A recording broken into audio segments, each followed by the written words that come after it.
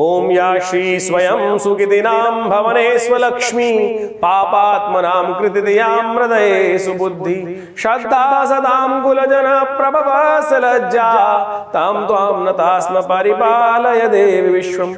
नमस्कार, स्वागत है आपका आचार्य वाणी में। मैं आचार्य विक्रमादित्य आपके साथ हूँ और ऐसे में ग्रहों का योगा योग आपके लिए क्या कुछ नया आ रहा है। देखिए, नवंबर का मध्य भाग बड़ा महत्वपूर्ण है और मिथुन राशि वालों को भी समझ लेना चाहिए। मिथुन राशि के जो स्वामी हैं वो विशेष तौर पर आपके लिए ग्रहों का योगा योग जिस प्रकार का बना रहे हैं उसका लाभ आपको लेने का प्रयास करना चाहिए। लेकिन ग्रहों का योगा योग इस वक्त जो है आपके लिए थोड़ा सा ऐसा है कि आप जबरदस्ती जाकर अपने भाग्य को सुला सकते हैं। जी हाँ, आपके राशि के स्वामी जो है ना वो शत्रु भाव में जाके बैठ गए हैं और जो आपको थोड़ा स्वभाव ऐसा कर रहे हैं कि लाभ आते आते आप दरवाजा बंद कर सकते हैं। लाभ आ रहा है भागता हुआ आपकी तरफ, लेकिन आप दरवाजा बंद कर सकते हैं। इस बात से आपको सावधान रहना है, ध्यान रखिएगा। बुध आपके जो हैं वो विशेष तौर पर ऐसी ग्रह राशि में योग बना रहे हैं कि जो आपके लिए जो शत्रु है, रोग परेशानियां हैं, वो अननेसेसरी आप खुद ही जाकर उनसे निपट सकते हैं। यानी आप जाकर खुद ही कुल्हाड़ी पे पैर मार सकते हैं, ऐसा योग बन सकता दिखाई दे रहा है। तो हम बताएंगे आपको कि कहाँ कहाँ कैसा कैसा योग है, उससे कैसे आपको बचना है। 14 नवंबर को ग्रहों की गणना बहुत ही सुंदर बनी हुई है। इस दिन कार्तिक मास के शुक्ल पक्ष की प्रतिपदा तिथि है, नव वर्ष आरंभ हो रहा है और ये वो योग है सुंदर तरीके से कि इस दिन जैसा जैसा आपके साथ होगा, जो जो आप करेंगे पूरे वर्ष उसका अनुसार ही आपके जीवन में भाग्य का फल आपको प्राप्त होगा। कहा जाता है कि इस सुंदर योग में सुंदर तरीके से शुभ कार्य, पुण्य कार्य, अच्छे विचार मन में रखने का प्रयास करना चाहिए। अन्नकूट का दिन है, गोवर्धन का दिन है। आमतौर पर जो नए साल में कहा जाता है कि नया वर्ष में जैसा करोगे जल्दी उठोगे, नहीं तो पूरे दिन आलस में रहोगे, पूरे साल आलस में रहोगे। ये योग बन रहा है इस 14 नवंबर के दिन। नव वर्ष आरंभ होगा, अन्नकूट का दिन रहेगा, तो सुंदर तरीके से मंगलवार का अवसर पड़ रहा है और इन दिनों मंगल आपकी राशि के अनुसार से आने वाले समय में जहाँ जाने वाले हैं, आपके छठे भाव में सूर्य के साथ, बुध के साथ योग बनाने वाले हैं और मंगल सूर्य के साथ अस्त रहेंगे। तो ध्यान रखिएगा, क्योंकि ऐसे में हम आपको एक दिव्य उपाय पहले ही बताने का प्रयास कर रहे हैं, तो उसका लाभ आप ले सकते हैं। मंगलवार के दिन नव वर्ष आरंभ हो रहा है, तो हमारे अनुसार से हमने आश्रम पे एक बड़ा कार्यक्रम भी रखा है। उस दिन सुंदरकांड का सुंदर कार्यक्रम रखा है, अन्नकूट की सुंदर व्यवस्था है। तो ये सब आप घर पे भी कर सकते हैं। हनुमान चालीसा का पाठ, सुंदरकांड का पाठ, भगवान कृष्ण का स्तवन, अन्नकूट का सब पूजन, ये सब करिए, क्योंकि ग्रह आने वाले टाइम में थोड़े से भारी आपके कई मामलों में हो सकते हैं मिथुन राशि वालों, तो उनका सदुपयोग करने का आपको प्रयास करना चाहिए। और इस सुंदर दिन को यदि आप लाभ की तरह ले लें, तो हमने जैसे विवेकानंद योगाश्रम में इस दिन यज्ञ भी रखा है, साथ साथ गोवर्धन पूजा रखी है और शाम को 6 बजे से सुंदरकांड का पाठ भी है। बड़ा भंडारा है, आप इसमें सम्मिलित होइए, खुद भी भाग लेंगे, यज्ञ करेंगे तो कल्याण के योग बनेंगे। 15 नवंबर को ग्रहों की गणना दिखाती है द्वितीया तिथि, कार्तिक मास की द्वितीया तिथि शुक्ल पक्ष की, ये भैया दूज का पर्व है। ग्रहों का योगा योग थोड़ा सा भारी दिखाई देता है, स्वास्थ्य का ध्यान रखने की ज़रूरत है आपको। ऐसे में सबसे श्रेष्ठ आपके लिए ये रहेगा कि आप चावल का दान करें, दूध का दान करें, इन सब चीज़ों को करने का प्रयास करें। भैया दूज है और चंद्र दर्शन भी शाम को होंगे, तो शाम को चंद्र दर्शन करके अपने बड़ों का भाग्य, बड़ों के साथ उनका आशीर्वाद लें, कल्याण के योग बनेंगे। 16 नवंबर को ग्रहों की गणना दिखा रही है कि उस दिन तृतीया तिथि, बृहस्पतिवार का अवसर, ग्रहों का परिवर्तन का योग, चंद्रमा परिवर्तन की तरफ जाएंगे, सूर्य परिवर्तन की तरफ जाएंगे, मंगल परिवर्तन की तरफ जाएंगे। और ये ग्रहों में से चंद्रमा तो शुभ जाएंगे आपके लिए, बढ़िया सप्तम भाव में योग बनाएंगे, लेकिन मंगल और साथ साथ सूर्य और बुध, इनका योग बन जाएगा आपके छठे भाव में।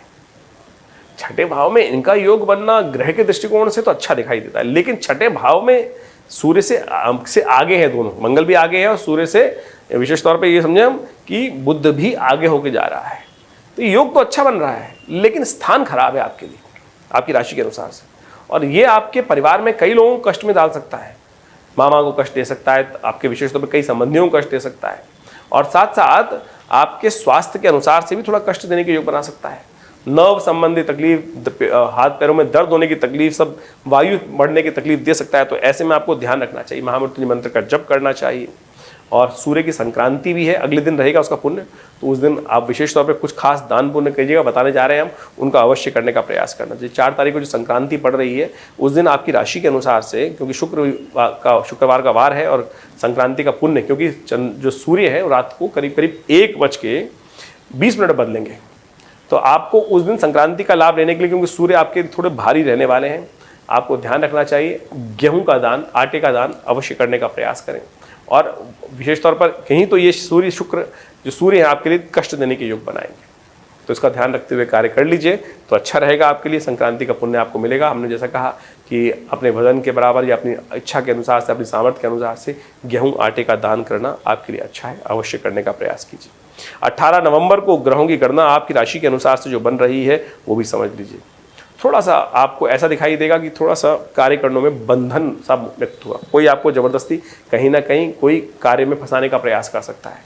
थोड़ा सा बंधन कई प्रकार के आपको मनोमस्तिष्क में परेशान करता दिखाई दे रहा है, प्रैक्टिकल जीवन में परेशान करता दिखाई दे रहा है, तो उसके निमित्त उपाय करना बहुत जरूरी। शनिवार का अवसर, पंचमी तिथि, तो ग्रहों का योगायोग थोड़ा सा कष्ट में डालता दिखाई दे रहा है, तो ऐसे में कुछ उपाय करके आप अपने कष्टों को ठीक कर सकते हैं। सबसे श्रेष्ठ उपाय है कि काले उड़द का, साबुत काले उड़द का दान करना, एक पीपल के पेड़ के पास जाकर एक तिल का दिया प्रज्वलित करना, ये आपकी मनोमस्तिष्क को इम्प्रूवमेंट करने के योग बना सकता है।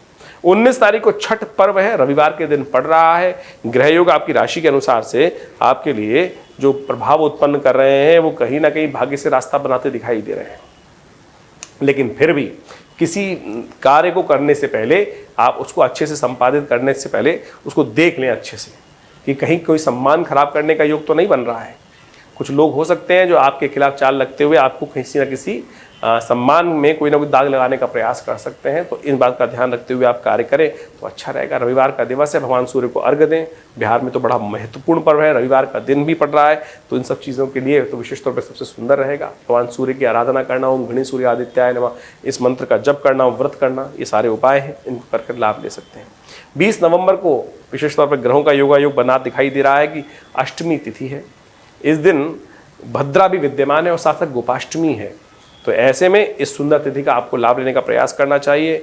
समय परिवर्तन की तरफ जाएगा और ये परिवर्तन आपके लिए कुछ न कुछ भाग्य से जगाने का, शनि और चंद्रमा का उपाय जो योग बन रहा है ये आपके लिए बहुत अच्छा है। धर्म की तरफ आपकी इच्छा प्रवृत्त होगी। इस धर्मपरायण रहने से, सरलता जीवन में आने से बहुत सारे मनोमस्तिष्क में पॉजिटिव चेंजेस आने के योग बन सकते हैं।